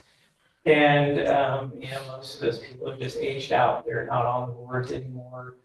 And I think those two things combined really set the stage for the SAFER program to find a receptive audience. And no, we have not received any money yet. And yes, the state is in budgetary despair. But I'll also say that in my career, I've had great success actually during these windows. Because a lot of times people are not doing things because the state is broke. But it's really been my experience that is actually the best time to be planning. Because in a few years, the state budget will be back. It's a cyclical thing. And then they'll be looking for shovel-ready things, and no one has any because they've been sitting around waiting for the state to have money again. If you have something ready to go the day things are in the black again, it's a great time. What are the rates in Ukiah right now for one? You know, I think for an average house, it's about $70. Is that just for connection fee or is that with water usage as well? That's fixed and usage, yeah. Yeah, your water bill's about $70. Another area, go ahead. So, and Mr. Ely had a question about the rates that increased. And I thought I heard you say that they were paying about $20 a month. Yeah, that's a very just substandard system. That's just it. Well, yeah, theirs are But they haven't connected yet. They haven't seen a rate increase. in a long time. Right, you're just estimating that made $40 a month. Yeah, When you're theirs talking. will in all likelihood go up significantly. And that has been a huge detractor for them wanting to join, Sure. and I get that. But I think some of their board members realize like what they're doing now is probably not the best long look, and it's probably time to sort of modernize how they're. Is that where that deferred maintenance we were talking about earlier might come in? Yeah, and you know, their system is actually, not every system that we've been talking to, it has some major deficiencies. When it comes to just providing reasonable service and things, Willow, who is actually quite cheap, does honestly a pretty good job. They've been able to do that by operating a lot of the other places under contract and creating some additional revenue that way.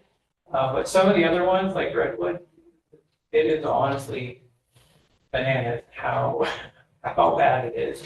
And I was honestly a little bit taken aback that other things from the state hadn't happened before this.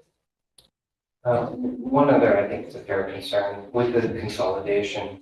Are you expecting any layoffs, any jobs being slashed? No, you know, because at the end of the day, we're going to still have to serve the same amount of people. And one of the things that has been nice about IRWA being in place already is they've already done a lot of managerial consolidation. So there was a time when Millview had a general manager, Redwood had a general manager, Willow had a general manager, and so on. And right now, there's only one general manager, who is Sheriff Walker at Willow, and he's doing a really nice job. So what will happen, and we said this from the beginning, we will absorb everyone, and as people find their new place, we'll actually in all likelihood have to hire more things to the level of service that I'd like to see. And even for me, having someone like Jared join our team is awesome for successional planning, because I want to take this fantastic haircut and go hang out with my grandson in the near future. And it'll be nice to know that there's someone in-house ready to take the reins when I retire. So no, we're not shedding any bodies. Thank you, Mr. White. Any other questions from council? Mr. Mayor, For Mr. Whiteley, there's actually an additional question on Zoom for Mr. Delia. Can the city of Ukiah get grant funding to make improvements to the failing water systems instead of raising the rates, essentially using other people's money to make improvements? And that's really the whole point of this program, is to use other people's money to make system improvements. The increase in rates, as I said, will not really be to build things and to deal with what the state's going to cover. It will be to generate a sufficient rate base to take care of things so increases in O&M, all that sort of thing. Well, Mr. White, thank you so much. Your experiences and your input is incredibly helpful, and I appreciate your partnership and working with our city manager so Sure. that we can understand the challenges we might face. Yep, anytime if you want to come over and go on a tour, see what we're doing, you're always welcome. Thank you. Thank you. Thanks for coming over Yeah, again. have a good night. Thank you.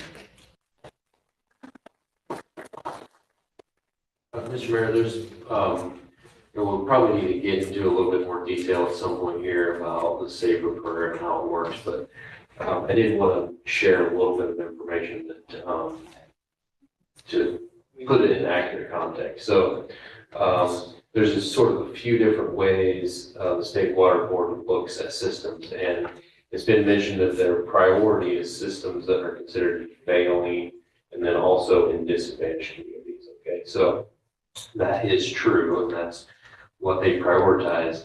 But the reason that talking about consolidation is important is the state board and the SAFER program put those projects in a different category, even if they're not considered failing. And so that is one of the opportunities here. And, there's been some talk about the funding thing, and we could dig into that. There's certainly, the state budget is very tight. There's a number of grant programs even that have been awarded that have been pulled back. A lot of programs that they had intended to award funding for that have been pulled back. There hasn't been so much of that in this program yet, but there's not the amount of money there that there was a few years ago. But there is, so there's a couple of bonds that are on the ballot this year, which does include additional investment in water infrastructure.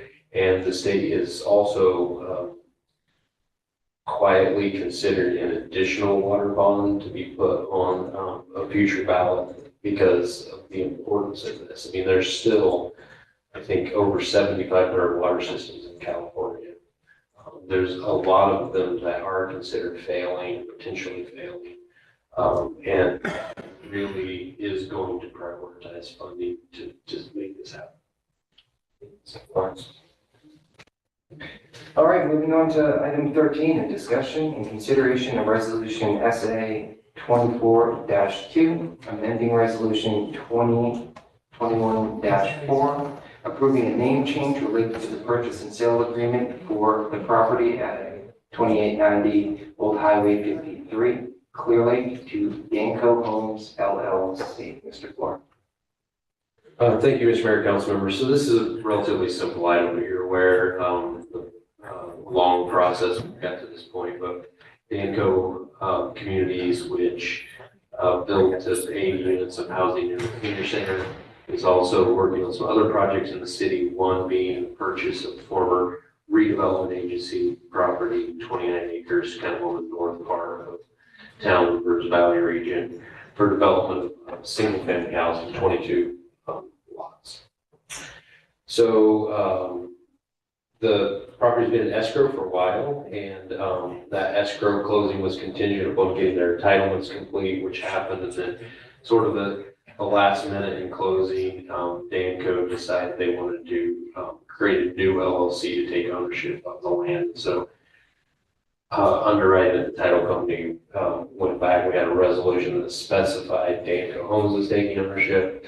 Now there's a new LLC called Danco Homes 2 taking ownership. And so we need to have the city council now setting as the board of directors of the successor agency to the redevelopment agency adopt the resolution that's in front of you, formalizing that so we can close escrow and get Danco into its new homes. Thank you, Mr. Flora. Any questions from council? Any questions? Open up to the public. Any questions or comments here in the chamber? Forgive. Clerk, any comments on Zoom? There are no comments on the Zoom, Mr. Mayor. Bring back to council. Mayor, I'd like to make a motion to approve resolution SA 2024-02, amending resolution 2021-04, approving a name change related to the purchase and sale agreement for the property at 2890 Old Highway 53, Clear Lake, to Danco Homes LLC. I'll second. I have a motion from Councilmember Kramer, second from Mayor Clappy. All those in favor, please vote in your portal.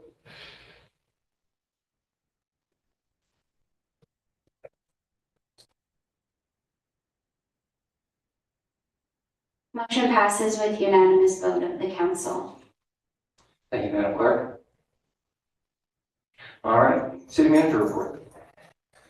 Well, thank you, Mr. Mayor. Just a few things. I wanted to give, these are kind of some random notes here, but I got an update this week from our sales tax consultant on what's been happening out there, which there are a couple of bright spots and certainly some negatives, as I'm sure you're aware. So kind of looking statewide, we're already seeing the new minimum wage increase for quick service restaurants is already pushing up the unemployment rate as employers lay off staff and reduce hours. Interestingly, there's so much push for housing and whatnot in the state. Building permits actually are down 10%. Right now, statewide, housing values still pushing up about 10% up over last year. More locally, just a few things. Reduction in used car sales is hurting us. We don't get sales tax for vehicle sales in our normal 1%. We've talked about this before, I'm sure you'll recall, but Measure P and Measure B, if you buy a vehicle, no matter where it is, those special taxes are added to the transaction for where you register the vehicle. So the reduction in those sales are hurting us. I mean, the general thing is consumers out there right now are feeling the pain and are looking for value. And so retailers like dollar stores are struggling because people want, and luxury brands are struggling. People are doing the Walmart and Target thing and trying to get as much value as they can for their buck. Here locally, we have seen a lot of ups and downs here, but the dispensaries, cannabis sales are down quite significantly, over 20%, I think, for both our dispensaries over last year. Not sure what's driving that. Maybe just less money in people's pockets. But and then gas prices are down quite a bit, which is good for us as a consumer, but not as good for city revenues. We do receive pretty significant chunk of revenue from fuel sales. And so for the, there's still a true up amount that will happen. So we haven't seen the final sales tax from the end of last fiscal year yet. That will be happening here in the next couple of weeks. But, when we adopted the budget, we talked about we're a little below budget on our Bradley Burns 1%. That's looking to come in. There's a few one-time corrections that always happen that are kind of hurting us just because we don't have as much of the growth as we normally do. Those corrections usually kind of wash out. Now we're feeling the pain of fuel a little bit. So still not overly negative. Seeing a little decline. They are expecting or projecting now a slight increase into next year, which in our budget we had a little bit of a decrease. But the good news is Measure B and Measure B are actually doing slightly better than budget at this point. Couple of project updates. So road projects are beginning. We have 2 of them going now. The Tree Streets is starting on Monday. Tree Streets and starting. Okay, they're both starting on Monday.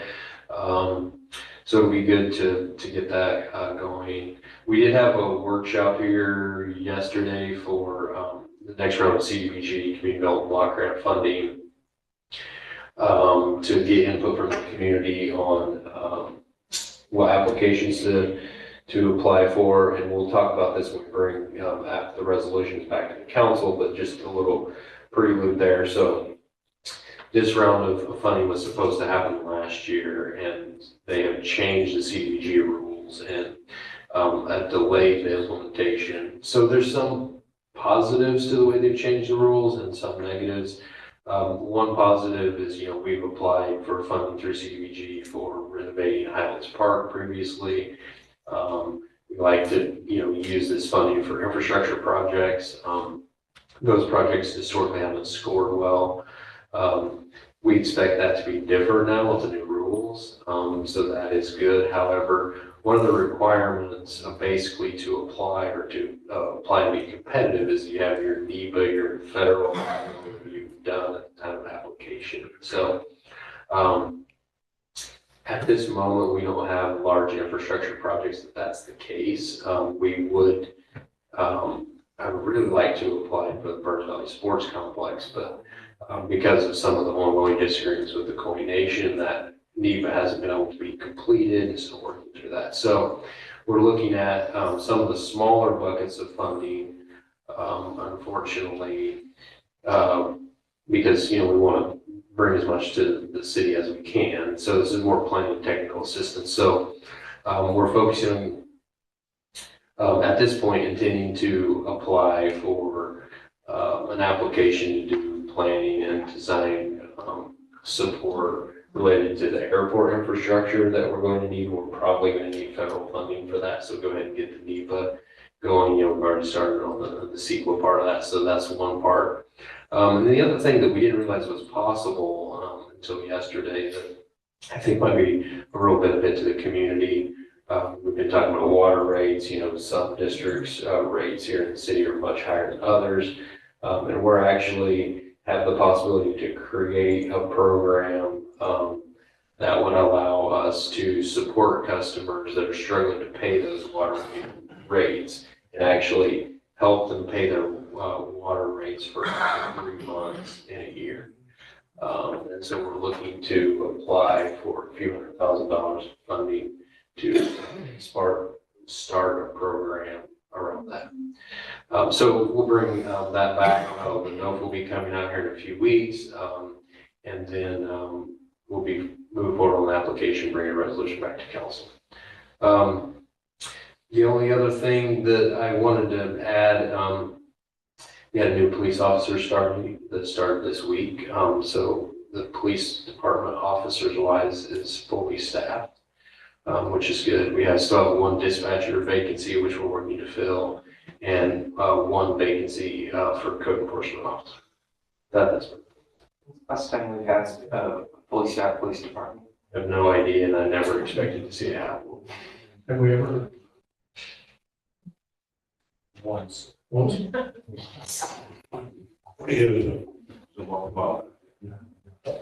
thank you, City Manager. Councilman Burke? Yes, I don't have much. I did attend an APC LPA meeting on Wednesday. Talked about the Kanaka corridor projects. That's the Highway 29. First part's done pretty much now. It's 2A. They're out for design. Excuse me. They're out have the money for right-of-way purchases, $42 million, I think, for Section 2D of it. They don't have construction funds yet, so it's going to be several years out. We talked a little bit more about the traffic safety plans for Highway 53, the lighting project that City Manager Flora and I met with the Traffic Safety Committee on a couple weeks ago. They're on board with their ideas. They're trying to they're restructuring their previous ideas, which would include an underpass to focus on our pedestrian overpass between 18th and Dan Road. So they're working on that. And those were kind of the highlights of that meeting. The other thing I have, just a reminder to everybody that there is a candidate forum next Wednesday for District 1, the 2 remaining District 1 candidates for supervisor. That does include a small part of the city of Clear Lake, Highlands Harbor, Lakeshore Drive, or Lakeshore Village rather, and the area from Old Iowa District 3 along the lake up a certain distance. It does impact Clear Lake. The 2 candidates, John Hess is a now planning commissioner, and Helen Owens is a ranch owner has done a lot of community work in the past. I think they both have their good points, and I think it would be important if you could to attend that. It's going to be videoed. Our own supervisor Savache is going to be the videographer for it. It'll be moderated by Elizabeth Larson with Laco News, and it's going to be sponsored by the Lower Lake Community Action Group. It will physically be held at the Action Group's clubhouse in Lower Lake in the Russell Risticci Park. That'll start at 6 p.m. next Wednesday. Then September 16th, we're going to there'll be a candidate forum put on here in our City Hall chambers. That will be sponsored and moderated by Elizabeth Larson and Laco News. Again, it'll start around 6 o'clock. That's a Monday, September 16th. We have 8 candidates, I believe, for including the 3 incumbents for city council. So that should be an important thing for you to attend and see what each presents to you. That's all I have. Thank you, Councilman Purpura. I have no meeting reports to announce. Would like to announce the Clear Lake Chamber of Commerce is having their Luau Creek on Saturday, October 5th is the date for that event. And if you didn't hear, August 31st is the FFA livestock auction. You don't want to miss that. Is that October? August. Not Halloween, but Labor Day. And Mr. Mike Salter has talked to you. If you want him to do the buying for you, just give him your money. Thank you, I can put you in contact. Councilmember Sutton. I have nothing to report except that Canine dinner is also October 5th. And people can come to that too. All right, well, thank you all. Please enjoy this Labor Day weekend coming up. Enjoy the county fair. Go bid on pork and spoon and Sir McGillicuddy. I forgot all the names, but and Woody and Buzz. Woody and Buzz. Thank you all for joining us today, and have a great week. We're adjourned to closed session. Cheers. We're adjourned to closed session. Thank you.